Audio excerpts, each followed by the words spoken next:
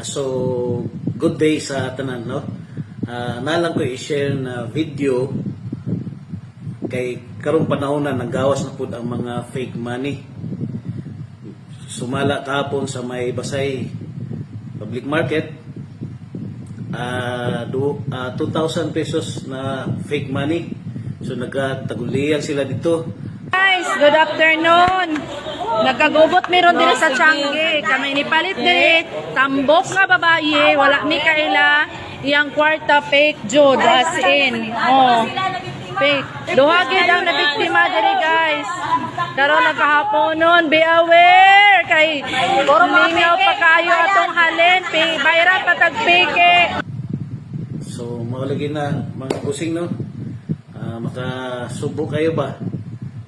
Ginot lang ginagmay, sinintabos, so, tapos mapatasan tagtag linibo. So na ko yung video na i-share ninyo.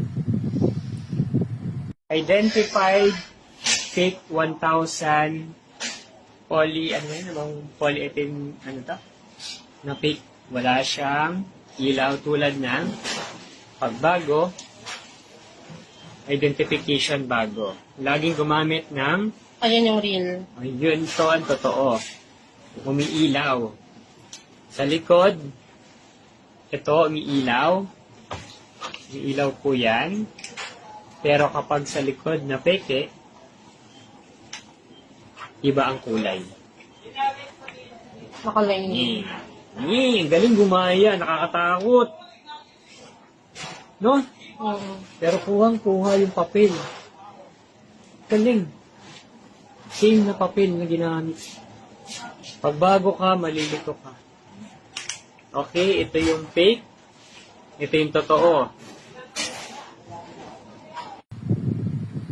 So mga no? So thank you for watching. Don't forget to follow Ken Trasmonte. Thank you.